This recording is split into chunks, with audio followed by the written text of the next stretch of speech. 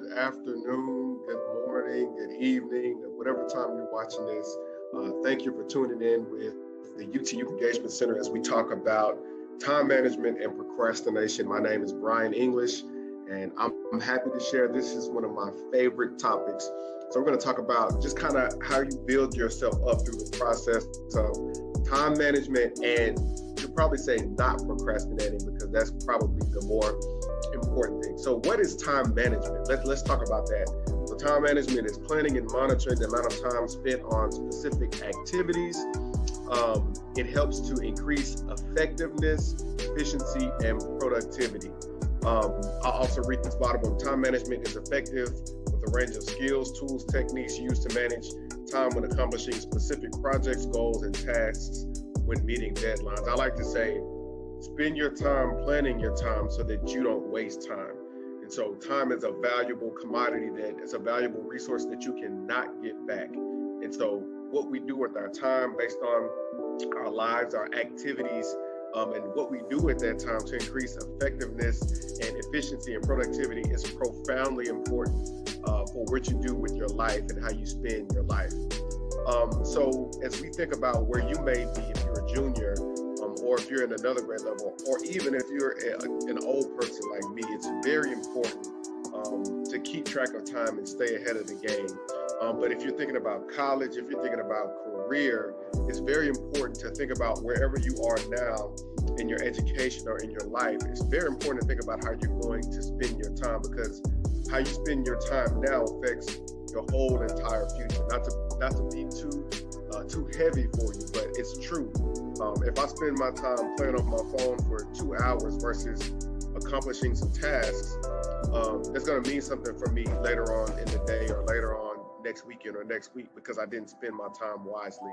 So what you do now is extremely important. So as you think about yourself now, as you focus on your academics, which is, as a student, that's your job, is to do well in school. You may have a part-time job, you may have an internship, but your education and your academics is for you right now probably the most important thing. So how you focus your time on your academics is extremely important. So for your high school coursework, making sure that let's say if you're going to UT, and we use UT as an example because if you do well and you're on the track to go to UT, it's going to mean a lot wherever you go. And so spending your time properly on your coursework, planning out, managing your time with your counselors on the courses that you take, thinking through your senior schedule, thinking through, okay, I need to take algebra, geometry, pre-cal, calculus, AP calculus. That, especially if you're in science or business, that's going to mean something. So how you spend your time planning your coursework now means something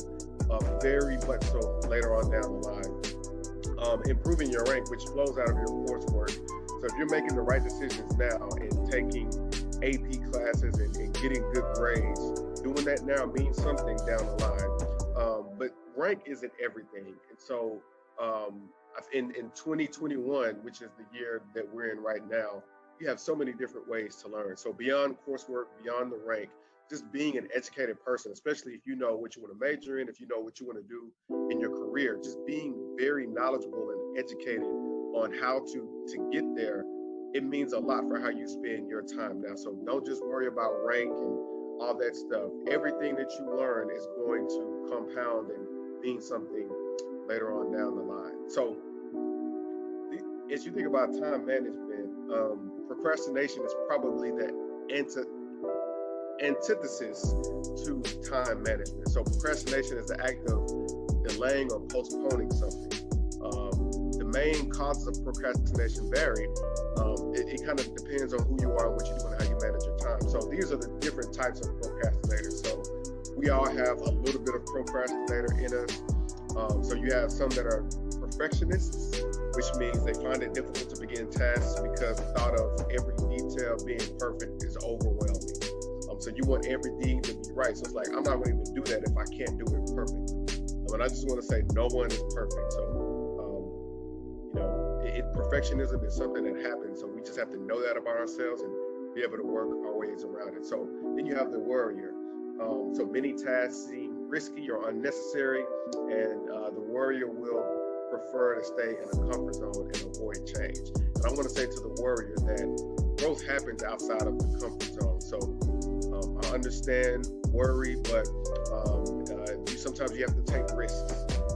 The crisis maker. So the crisis maker works best under pressure and enjoys the rush of working under a deadline on a task that might be otherwise boring. That's probably where I sit in the crisis maker.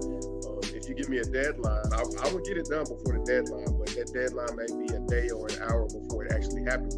But I think that creates unnecessary pressure. And you have the dreamer. And so the dreamer has these abstract thoughts that are more pleasant to think about than the real life actions that need to be taken care of. And it's okay to dream. I have big dreams, and actually your dreams should even scare you. Sometimes we got to come out of that dream cloud and actually put ourselves to actions. Then you have the overdoer, and the overdoer finds it difficult to prioritize and to say no to other demands on their time. And so, you may feel like, I want to take on the world. I want to do everything I can. I got 24 hours in a day. I want to maximize all of those hours. But sometimes we can put more stuff on us that can push us away from getting things done on time. And then you have the defier. Many tasks seem like an unfair or unnecessary use of time or energy. So, like I don't agree with that. I don't like that. That's not even what I'm here to do. And so if you know where you sit in these procrastination types, that will help you be able to manage your time. So for me, I have to be mindful that I can't wait till the last minute because I know the deadline, because that's going to stress me out. So if I know the deadline now, what I started to do is use my calendar to track my progress and make, the best way to build a brick wall is to lay one brick at a time. So the way I think about it is, let me lay some bricks every day instead of trying to throw up a whole entire wall at one time.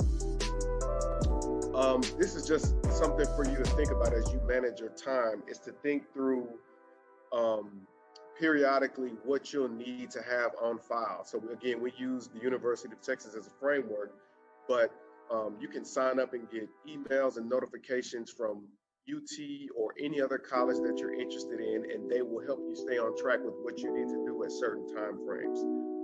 And we have a good checklist on our website, which is diversity.utexas.edu/Dallas, which tells you grade by grade.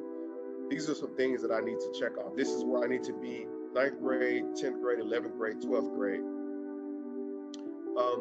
Some things that you can be doing with your time now to manage your time accordingly is to build a profile in the College Board, which is what houses the SAT and then the ACT program. So during your junior year or earlier, it's good to create a profile. And even if you create a profile in these websites, they're going to help walk you along a timeline to say, as a 9th grader, you should have this, 10th grade this, 11th grade this. And so by your senior year, you manage your time very well, and you're more confident when it's time to apply. Even when you're in college, you'll be more confident because you put in the work up front. Another thing to do that's to make your time useful, to be productive with the time that you have, is working on your writing skills. Writing is something I write every day, whether it's an email or it's a proposal, or if it's a note to teammates. Like I write every day, literally. So this is a task that you'll need. So you'll write college essays, you'll write scholarship essays. Then when you get to college, you're going to write more than you've ever written in your life. English and history and literature classes, and even in your major, research proposals, all kinds of different proposals. So it's very important to work on your writing skills now. But even as you think about preparing for college, there are going to be universities that judge your writing ability based on your essays. There are going to be scholarship opportunities that are going to qualify you based on what you write and how you write your essays. So practicing your writing skills, we have videos on that on our YouTube channel as well. Just Google UT Youth Engagement Center YouTube. You'll find helpful videos to help you in your writing as well.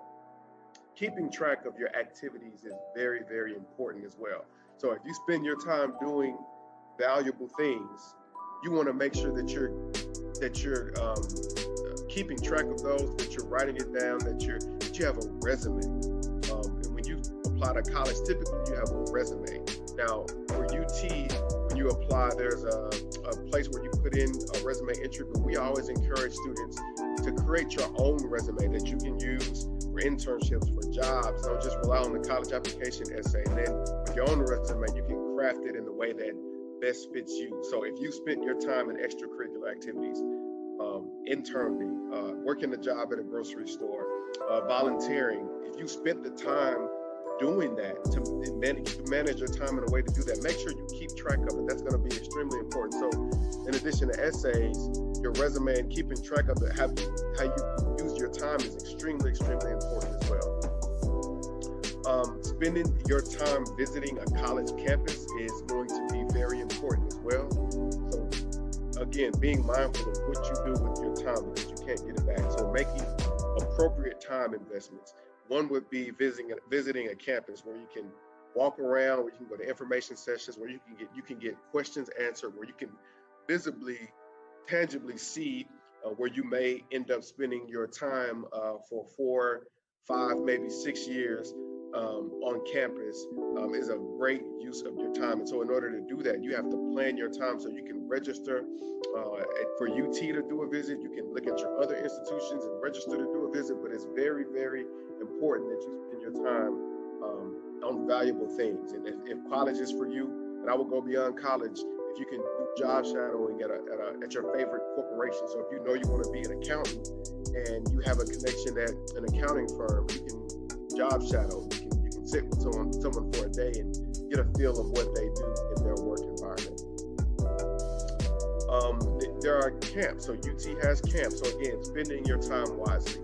We do a camp that's called Devo Camp every summer. So again, you follow us on our website, diversity.utexas.edu/Dallas. You'll find out about the camp that we host and other camps. We're working with the College of Engineering on a camp this year. So just follow us and make use of your time. And so college visits, camps, writing, resumes, all those have to deal with managing your time, making wise investments now so that you can reap the benefits in the future. You can see my friend here, she's at a health sciences camp and she's learning CPR. So wise investment, especially if she's interested in health sciences.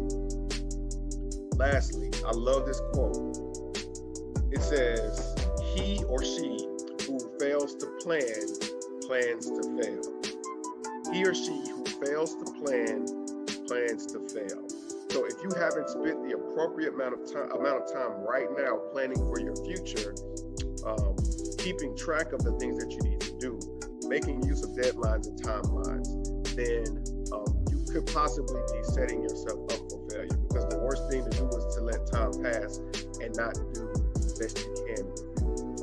Personally, I use my calendar for everything. So even if it's picking up the kids, or it's going to the grocery store, or for work stuff, if it's I need to write this recommendation letter, I need to turn this proposal in, I need to meet with my teammates, everything that I need to do is on my calendar. So every Monday I look at the calendar, and even the prior week I plug stuff into my calendar, so Monday I can take a look and see everything that I need to do, and I can make arrangements and adjustments here or there. But being mindful of just planning how you want to spend your time can save time and make your time more useful. So plan is extremely important. What you do now can have implications for your future, and how you spend your time and how you plan your time is extremely important. If you have questions, this is our contact information. You can take a screenshot here. We just want to make sure that you plan your time accordingly and appropriately. Feel free to reach out to us if you need help with planning your time. So we're grateful for this time. We're grateful that we had an opportunity to share with you. Please check us out, our social media pages, and we look forward to hearing from you.